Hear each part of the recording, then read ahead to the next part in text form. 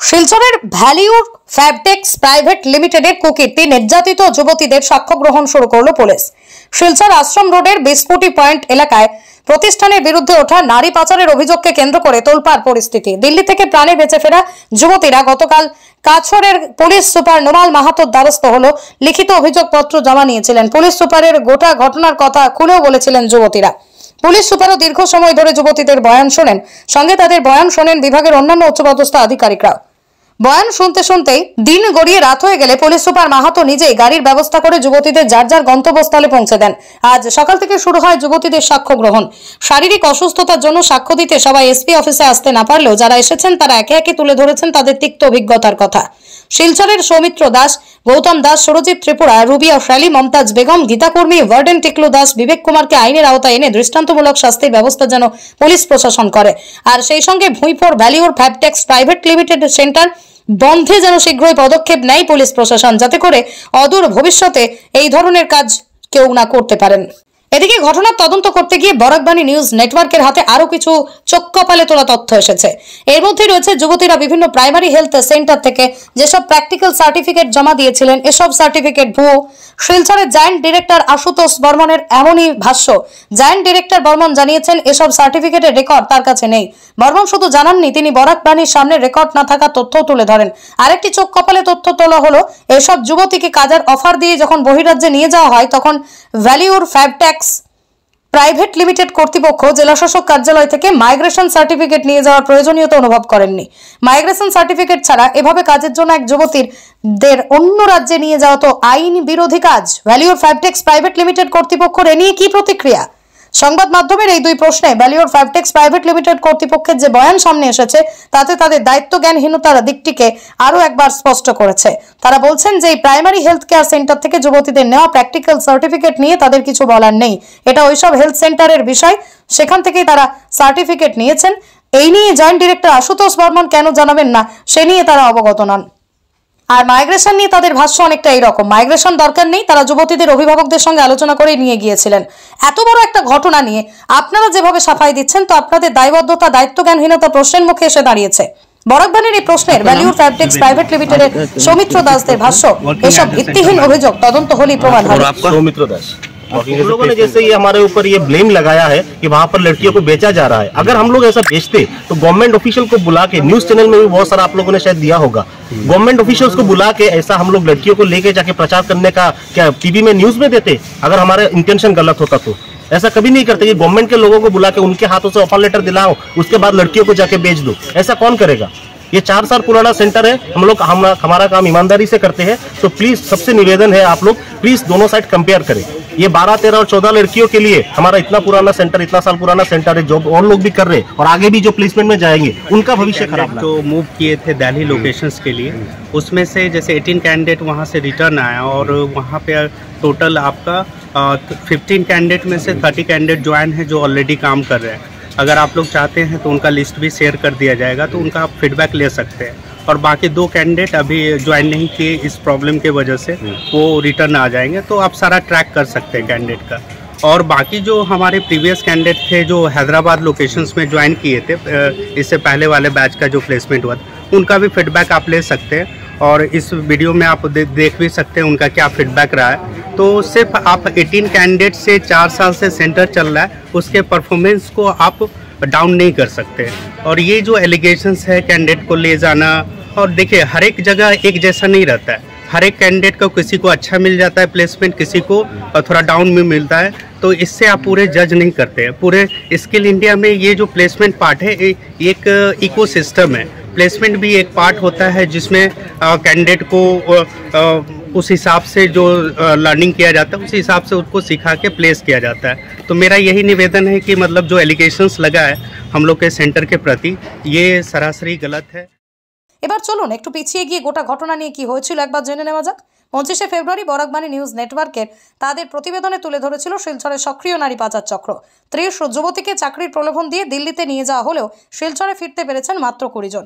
20 জন প্রশিক্ষণপ্রাপ্ত স্বাস্থ্যকর্মী ওই যুবতীদের trade under CSR of SBI card Pehel প্রোগ্রামের আওতায় নতুন দিল্লিতে সারদা হাসপাতালের নামের একটি হাসপাতালে দিল্লির নিযুক্ত দিয়েই দিল্লিতে নিয়ে যাওয়া হয়েছিল। প্রত্যেক যুবতী জিডিএ জিএনএন প্রশিক্ষণপ্রাপ্ত। স্কিল ডেভেলপমেন্টের নামে 6 মাসের জন্য নতুন দিল্লির এই হাসপাতালে নিযুক্তি নেওয়া হয় তাদের। কিন্তু সেখানে পৌঁছানোর পর ধীরে ধীরে বিষয়টি স্পষ্ট হতে থাকে যে কাজের জন্য তাদেরকে নিয়ে যাওয়া হয়েছে তা না করে ঘর মোছা নিচু স্তরের কাজ তাদেরকে দেওয়া হয়েছে। হাসপাতালে কাজ দেবে বলে নিয়ে এসে কাজ মেলেনি ওই হাসপাতালে, এমনটাই তাদের মত। যুবতীরা জানিয়েছেন শিলচর আশ্রম রোডের 20 পয়েন্ট এলাকায় ভ্যালিউর ফ্যাবটেক্স প্রাইভেট লিমিটেড নামের একটি প্রতিষ্ঠানে ট্রেনিং শেষে নতুন দিল্লি নিয়ে যাওয়া হয়। গত 15 ফেব্রুয়ারি তাদের নিয়ে যাওয়া হয়। তারা বরাকের বিভিন্ন প্রান্ত যেমন ভাগাবাজার, ঘুংসুর, ভেটেরিনারি, হাইলাকান্দি, বর্ণি ব্রিজ, দুর্লভছড়া, লালমুখ, বাগান, কাটিগোড়া, উধারবন্দ, শালগঙ্গা, বড়খোলা, আইরাংমারা ইত্যাদি এলাকায় বসবাসরত। দিল্লির সারদা হাসপাতালের নামে জব কার্ড ইস্যু করা হলেও কাজ ওখানে দেওয়া হয়নি। এরপরে বিষয়টি নিয়ে খটকা লাগে তাদের মধ্যে একজন ফোনে পরিবারের সঙ্গে যোগাযোগ করে ওঠেন এবং পরবর্তীতে পরিকল্পনা মতোই আস্তানা থেকে পালিয়ে নিউ দিল্লি রেল স্টেশনে পৌঁছন। 25 ফেব্রুয়ারি ভোর 4টে শিলচর এসে পৌঁছন তারা। কিন্তু ওই দলে তারা 30 জন থাকলেও ফিরতে পেরেছেন 20 জন। আর এই নিয়ে কাঠগড়ায় দাঁড় করান শিলচর ভ্যালিউর ফ্যাবটেক্স প্রাইভেট লিমিটেডের সৌমিত্র দাস, গৌতম দাস, সুরজিৎ ত্রিপুরা, রবি আশালী, মমতাজ বেগম, সীতা, গীতা কর্মী, ওয়ার্ডেন টিকলু দাস, বিবেক কুমারকে। এদের আইনের আওতায় এনে দৃষ্টান্তমূলক শাস্তির ব্যবস্থার দাবি জানান তারা। এরপর ঘটনাকে কেন্দ্র করে তোলপাড় শুরু হয়। এরই পরিপ্রেক্ষিতে আজ যুবতীদের সাক্ষ্য গ্রহণ শুরু করেছেন কাছাড়ের SP Numal Mahato. Bureau report Barakbani news network. हमें यही लगता है कि वहाँ पे ले जाकर हमें बेच दिया जाएगा, हमें शक हुआ ऐसा, इसलिए हम भागकर आ गए। वहाँ पे जाने के बाद हमें हॉस्टल का पैसा एडवांस 3000 देना पड़ा। हमने बोला हॉस्टल देखने के बाद देंगे, पर वो लोग हमें बोला अभी एडवांस दे दो पैसा, वरना रूम खाली करो। हम रात को रूम खाली करके कहाँ जाते, इसलिए मजबूरन पैसा देना पड़ा। और हम लोगों ने पहले बोला गया कि सिर्फ टिकट का पैसा देंगे 1400, बाकी सर लेकर जाएंगे। पर हमें 1400 टिकट का पैसा लेकर एक ऑटो भाड़ा, एक टुकटुकी भाड़ा तक हमने पैसा दिया है सर। और खाना भी खुद का खाया है और ड्रेस का पैसा भी हमने दिया है। किसको दिया है आपने? सुमित्रा सर को। हम ये सेंटर बंद करवाएंगे और सर लोग को सज़ा दिलवाएंगे, और चाहे तो हमारा पैसा हमें वापस मिलना है, क्योंकि हम बहुत गरीब घर से हैं सर। बहुत उम्मीद लेकर हम उतना दूर गए थे, इतना बड़ा सपना लेकर गए थे। मम्मी पापा को सपना दिखा कर गए थे सर, नहीं पता था कि हमारे साथ ऐसा होगा। बहुत मुश्किल से वहाँ से लौट कर आए हैं, घर से पैसा छोड़ा, उसके बाद टिकट करके हम वहाँ से भाग कर आए हैं सर। यहाँ से सर ने हमें बेड और फिर सीसी कैमरा वो सब देंगे बोला, हॉस्टल रूम भाड़ा, वार्डन वो सब देंगे बोला था, लेकिन कुछ भी नहीं दिया। यहाँ पे लाइट वाइट फिटिंग भी नहीं किया। हमने सर को ज़बरदस्ती करने के बाद सर ने हमें लाइट वाइट लगा के दिया था, लेकिन गार्जियन यहाँ पे वार्डन भी नहीं है, सीसीटीवी कैमरा भी नहीं है।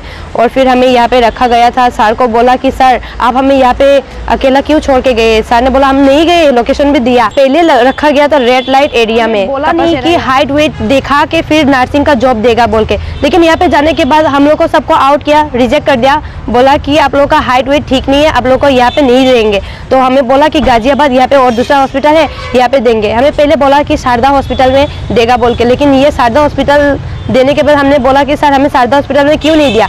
बोला कि यहाँ पे शारदा हॉस्पिटल में अगर देंगे तो यहाँ पे सब कुछ ठीक नहीं है और पैसा भी नहीं देंगे मंथली, ऐसा बोल के हमें फिर यशोदा हॉस्पिटल में लेकर गया। अच्छा, हम बोड़क वैली से 30 लोग गए हैं। हमें तो यही लगता है कि सर हमें उल्लू बना रहे और फिर हमें बेचना चाहते हैं, इसलिए। नहीं तो हमें बिना बताए क्यों आ गए? 18 स्टूडेंट लौट कर 19 स्टूडेंट लौट कर आए हैं, बाकी ड्यूटी कर रहा है या कहाँ है। जिन लोगों को दूसरे हॉस्टल में रखा गया था वो लोग ड्यूटी कर रहे हैं या नहीं कर रहे हैं या कहाँ है, उन लोगों से हमें नहीं पता सर। लोगों को गाजियाबाद रखा गया था, उन लोगों को कापासेरा पे रखा गया था, हरियाणा। तो हम लोग जितना गाजियाबाद थे हम लोग सब भाग कर आ गए सर।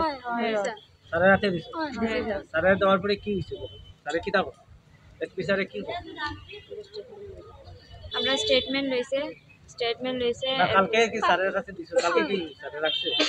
হ্যাঁ, কালকে স্টেটমেন্ট লেট হয়ে যাব করিয়া, কালকে স্টেটমেন্ট লেট হয়ে যাব করিয়া, কালকে স্টেটমেন্ট লেট হয়ে যাব কইয়া আমরারে কইছে কালকে 10টার ভিতরে আইতে। তে আমরা সবে আজকে 10টার ভিতরে আইছি, আমরা স্টেটমেন্ট দিছি।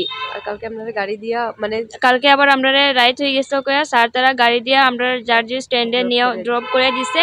এরপর আমরা নিজের ঘরেও ভালোভাবে গেছি। এরপরে আমরা আজকে সকালে 10টার সময় সবে আইছি। 2-3 জন রয়ে গেছে, তারা একটু অসুস্থর মাধ্যম দিয়ে তারা আইতে পারছে না। স্যারের কথায় বোঝা গেছে যে আমরার উপরে যা কিছু হয়েছে না কেন, স্যারে কিছু একটা করব। আর আমরা যা কিছু হয়েছে না কেন, স্যারে আমরা কিছু ব্যবস্থা করিয়া দিব, স্যারের কথাতে বোঝা গেছে।